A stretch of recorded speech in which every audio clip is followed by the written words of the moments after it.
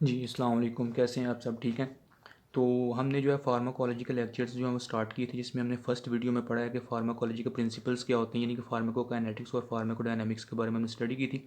अब हम जो है फार्माकोकाइनेटिक्स में हमने कहा था कि हम 4 प्रोसेसेस होते हैं जिनसे ड्रग जो है वो गुजरती है जब बॉडी के अंदर एंटर करती है। उसमें फर्स्ट था अब्जॉर्प्शन ऑफ ड्रग, और दूसरा था हमारे पास डिस्ट्रीब्यूशन, तीसरा मेटाबॉलिज्म, और देन एक्सक्रीशन और एलिमिनेशन होती है ड्रग की। ठीक है, उसमें से फर्स्ट प्रोसेस को हम आज डिटेल से पढ़ेंगे कि अब्जॉर्प्शन ऑफ ड्रग क्या होती है। तो अगर आपने हमारी पहली वीडियो नहीं देखी है तो प्रिंसिपल्स ऑफ फार्माकोलॉजी के रिलेटेड जो वीडियो है वो आप देख लें, ताकि आपको ये वीडियो अंडरस्टैंड करने में। तो अगर हम बात कर लें तो हम कहते हैं जी अब्जॉर्प्शन, इस वीडियो में हम पढ़ने वाले हैं कि अब्जॉर्प्शन ऑफ ड्रग, ड्रग की अब्जॉर्प्शन किस तरह से होती है, किन किन वेज से होती है, उन वेज के मैकेनिज्म को स्टडी करेंगे। देन उन पर कुछ फैक्टर्स इफेक्ट करते हैं, वो कौन कौन से फैक्टर्स जो होते हैं जो कि अब्जॉर्प्शन ऑफ ड्रग पर इफेक्ट करते हैं, वो हम स्टडी करेंगे। सबसे पहले हम देख लेते हैं कि अब्जॉर्प्शन ऑफ ड्रग होती क्या है। जब हम ड्रग को एडमिनिस्टर करते हैं तो वो ब्लड स्ट्रीम के अंदर एंटर करती है फ्रॉम एडमिनिस्ट्रेशन साइट, उसको हम कहते हैं जी हमारे पास अब्जॉर्प्शन है। तो अब अब्जॉर्प्शन ऑफ ड्रग जो है कुछ चीज़ों पर डिपेंड करती है। फर्स्ट जो थिंग है वो है इन्वायरमेंट ऑफ साइट, साइट की जो इन्वायरमेंट होगा उसके ऊपर डिपेंड करेगी chemical nature of the drug, यानी कि वो उसकी सॉल्युबिलिटी किसके अंदर है, वाटर सॉल्युबल है, लिपिड सॉल्युबल है, उस पर डिपेंड करेगी। रूट ऑफ ड्रग एडमिनिस्ट्रेशन की रूट किस रूट से हम जो है वो ड्रग को डिलीवर कर रहे हैं बॉडी के अंदर। रूट ऑफ ड्रग एडमिनिस्ट्रेशन पर भी हमने एक वीडियो प्रॉपर जो है वो अपलोड की हुई है, उसको भी आप देख सकते हैं फॉर बेटर अंडरस्टैंडिंग। देन हम कहते हैं कि हमारे पास अब्जॉर्प्शन के जो है वो 4 मेथड होते हैं, कि 4 तरीक़ों से हमारे पास अब्जॉर्प्शन हो रही होती है ड्रग की। फर्स्ट आता है पैसिव डिफ्यूजन होती है, सेकंड आता है फैसिलिटेटेड डिफ्यूजन के थ्रू होती है ड्रग अब्जॉर्ब, एक्टिव ट्रांसपोर्ट के थ्रू होती है, और फोर्थ आता है एंडोसाइटोसिस एंड एक्सोसाइटोसिस, इनमें से। अब इन सारे मेथड्स को जो है हम उसका मैकेनिज्म देख लेते हैं कि किस तरह से ड्रग अब्जॉर्ब हो रही होती है।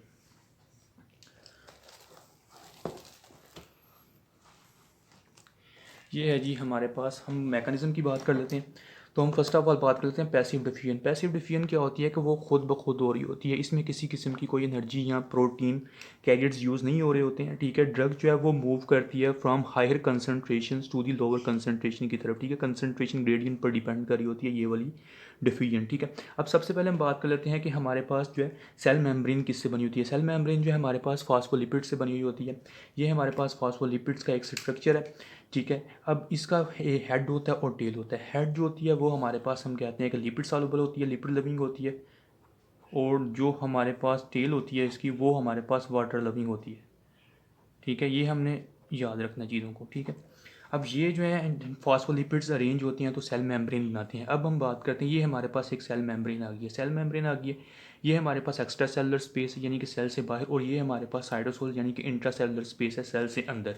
अब यहाँ से ड्रग हमने एडमिनिस्टर की है, यानी कि ड्रग यहाँ पर पहुँची है, एक्स्ट्रा सेलुलर स्पेस पर हमारे पास ड्रग जो है वो पहुँच चुकी है। ये हमारे पास फॉर एग्जाम्पल ड्रग है। ठीक है, अब जो होगी ना हमारे पास लार्जर साइज़ की ड्रग्स होंगी जो कि वाटर सॉल्युबल ड्रग्स होंगी, वो हमारे पास जो है वो कुछ पोर्स प्रेजेंट होंगे सेल मेम्ब्रेन के अंदर। ये हमारे पास एक पोर है, यहाँ से हमारे पास पास करेगी, जो कि हमारे पास वाटर सॉल्युबल ड्रग होगी। ठीक है, और जो कि हमारे पास होगी ना लिपिड सॉल्युबल ड्रग्स, वो क्या करेंगी कि वो हमारे पास ये फॉस्फोलिपिड्स का हेड जो है वो हमारे पास लिपिड सॉल्युबल होता है, ये हमारे पास इसके अंदर डिजोल्व होकर जो है वो पास करेंगी सेल मेम्ब्रेन को। अब अगर हम बात करें तो हम कहते हैं कि हमारे पास ड्रग को क्या होना चाहिए, लिपिड सॉल्युबल होना चाहिए या वाटर सॉल्युबल होना चाहिए। तो हम कहते हैं कि हमारे पास इसको लिपिड सॉल्युबल भी होना चाहिए, और इसके अंदर कुछ क्वालिटीज़ जो है वो वाटर सॉल्युबिलिटी की भी होनी चाहिए। फॉर एग्जांपल अगर हम बात कर लें तो हम कहते हैं कि हमारे पास अगर ड्रग 90% जो है वो लिपिड सॉल्युबल है और 10% जो है हमारे पास वाटर सॉल्युबल है, तो देन ये हमारे पास बॉडी के अंदर ट्रैवल कर सकती है, क्योंकि जब इसकी लिपिड सॉल्युबिलिटी ज़्यादा होगी तो ये हमारे पास ये लेयर्स को क्रॉस करेगी। अब ये वाला जो रीजन है सेल मेम्ब्रेन का, वो हमारे पास है वाटर सॉल्युबल। इसके अंदर ट्रैवल करने के लिए ड्रग के पास कुछ एबिलिटी होनी चाहिए कि वो वाटर सॉल्युबल भी हो। डेट्स वाई 10% अगर ड्रग वाटर सॉल्युबल है तो वो सर्वाइव करेगी, ट्रैवल करेगी, यहाँ से ट्रैवल करके ये सेल मेम्ब्रेन को क्रॉस कर जाएगी। ठीक है, अब अगर हम कहते हैं कि ये हमारे पास टुवार्ड्स कंसंट्रेशन ग्रेडियंट, जैसा कि मैंने कहा है कि ये हायर कंसंट्रेशन ऑफ ड्रग से लोअर कंसंट्रेशन ऑफ ड्रग की तरफ मूव करती है ड्रग। इसके अंदर कैरियर डजेंट इन्वॉल्व, इसमें कोई भी कैरियर इन्वॉल्व नहीं होता है, और ये नॉन सैचुरेबल है, यानी कि ये हमारे पास विदाउट लिमिटेशन हो सकती है, कोई भी इसमें लिमिटेशन नहीं होगी। ठीक है, सेकंड नंबर पर हम आ जाता है हमारे पास फैसिलिटेटेड डिफ्यूजन क्या होती है। अब अगर हम बात करें तो हम कहते हैं कि फैसिलिटेटेड डिफ्यूजन के अंदर जो है वो कैरियर प्रोटीन्स यूज़ होती हैं, ये हमारे पास हैं कैरियर प्रोटीन। ठीक है, अब होता क्या है कि यहाँ पर एक्स्ट्रा सेलुलर स्पेस के अंदर जो है हमारे पास ड्रग आ चुकी है, ये हमारे पास ड्रग है। ठीक है, अब इसको क्या करेगी ड्रग को हमारे पास जो है वो कैरियर प्रोटीन जो है वो कैरी करेंगी। कैरियर प्रोटीन्स जब इसको कैरी करेंगी तो ये कैरियर प्रोटीन्स क्या करेंगी कि इस ड्रग को जो है वो हमारे पास क्रॉस करवा देंगी सेल मेम्ब्रेन को, और सेल मेम्ब्रेन से क्रॉस कर जाएगी drug with the help of carrier proteins. अब ये कैरियर प्रोटीन्स जो हैं वो सैचुरेबल होती हैं, यानी कि हमारे पास जितनी कैरियर प्रोटीन्स होंगी उतनी ही वो ड्रग को कैरी कर सकेंगी, जो एग्जैक्ट अमाउंट ऑफ ड्रग होगी उसको कैरी नहीं कर सकेंगी। डेट्स वाई इट इज़ सैचुरेबल, और इसमें एनर्जी रिक्वायर नहीं होती है, ठीक है।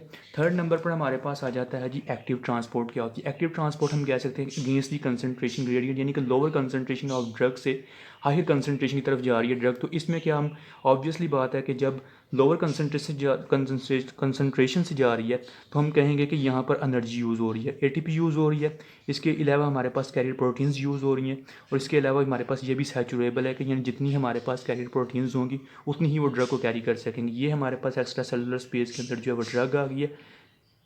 अब ये ड्रग जो है मूव करेगी हमारे पास और इसको कैरी करेगी हमारे पास जो है ये जो है कैरियर प्रोटीन। अब कैरियर प्रोटीन्स क्या करेगी कि ये हमारे पास जो ड्रग है इसको क्रॉस करवा देगी सेल मेम्ब्रेन को, ठीक हो गया।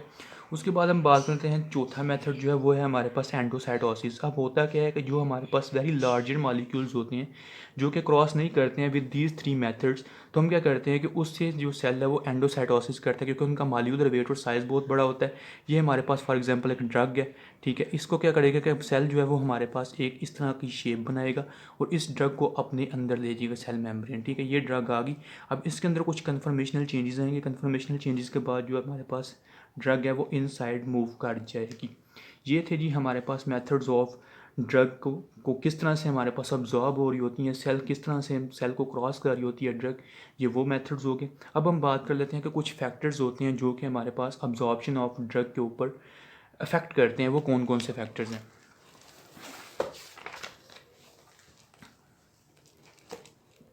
ये हैं जी हमारे पास कुछ फैक्टर्स हैं। फैक्टर ऑफ सबसे पहले क्या है कि पीएच का जो इफेक्ट होता है ऑन ड्रग अब्जॉर्प्शन के ऊपर, वो क्या होता है। अब मोस्ट ऑफ दी जो ड्रग्स होती हैं वो वीक एसिड्स होती हैं या फिर वीक बेसिस होती हैं, ठीक है। अब होता क्या है कि हमारे पास हम कहते हैं कि अगर हमारे पास ड्रग जो वीक एसिड्स होते हैं ना, अब ड्रग को अब्जॉर्ब होने के लिए जो है अनचार्ज फॉर्म में होना ज़रूरी है, ठीक है। जो अनचार्ज फॉर्म होती है ड्रग की वो ही अब्जॉर्ब हो सकती है, चार्ज फॉर्म हमारे पास सेल मेम्ब्रेन के अंदर अब्जॉर्ब नहीं हो सकती। सेल मेम्ब्रेन चार्ज सब्सटेंसेस को जो है वो रिपेल कर रही होती है।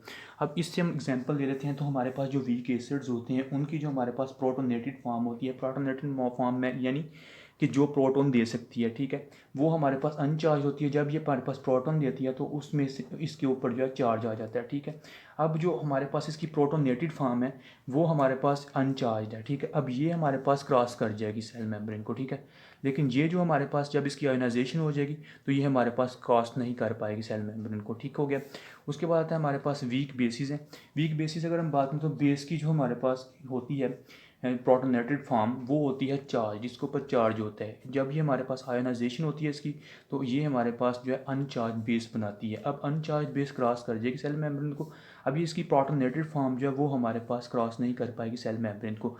अब किसी भी ड्रग की जो हमारे पास चार्ज और अनचार्ज फॉर्म्स होती हैं सेल मेम्ब्रेन पर, वो हमारे पास डिसाइड करती हैं कि ड्रग कितनी अब्जॉर्ब होगी।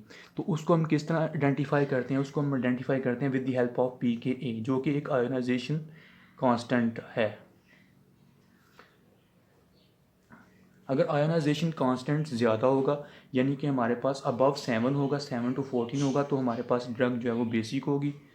अगर हमारे पास आयोनाइजेशन कांस्टेंट जो है वो हमारे पास बिलो 6 होगा यानी कि 1 to 6 होगा, तो हमारे पास ड्रग जो है एसिडिक होगी। ये आ गया हमारे पास फर्स्ट इफेक्ट जो कि इफेक्ट कर रहा होता है ड्रग की अब्जॉर्प्शन पर। सेकंड नंबर पर आता है हमारे पास ब्लड फ्लो। अब ब्लड फ्लो ज़ाहिर सी बात है कि जितना ज़्यादा ब्लड फ्लो होगा उतना ही ज़्यादा ड्रग जो है वो अब्जॉर्ब करेगी, यानी कि ये हमारे पास डायरेक्टली प्रोपोर्शनल है अब्जॉर्प्शन के। उसके बाद आया था थर्ड नंबर पर टोटल सरफेस एरिया। अब जितना ज़्यादा सरफेस एरिया होगा उतनी ज़्यादा ड्रग अब्जॉर्ब करेगी। फॉर एग्जांपल ये हमारे पास सरफेस एरिया, यहाँ से भी ड्रग अब्जॉर्ब कर सकती है, यहाँ से भी ड्रग अब्जॉर्ब कर सकती है, यहाँ से भी कर सकती है, यहाँ से भी कर सकती है, यहाँ से भी कर सकती है। अगर हमारे पास सरफेस एरिया थोड़ा सा है तो क्या होगा कि हमारे पास ड्रग जो है वो कम अब्जॉर्ब होगी। ये भी हमारे पास डायरेक्टली प्रोपोर्शनल टू अब्जॉर्प्शन है। आगे आता है हमारे पास फोर्थ नंबर पर contact time at absorption surface. Absorption surface पर जब ड्रग का कॉन्टैक्ट टाइम ज़्यादा होगा तो हमारे पास अब्जॉर्प्शन भी ज़्यादा होगी, तो ये भी हमारे पास डायरेक्टली प्रोपोर्शनल है। अब आता है एक्सप्रेशन ऑफ पी ग्लाइकोप्रोटीन्स। अब जो पी ग्लाइकोप्रोटीन्स होती हैं ये हमारे पास सेल के इनसाइड प्रेजेंट होती हैं, ठीक है। ये ड्रग अब्जॉर्प्शन को रिड्यूस करती हैं, यानी कि ये इन्वर्सली प्रोपोर्शनल होती हैं, ठीक है। वो क्यों इन्वर्सली प्रोपोर्शनल होती हैं?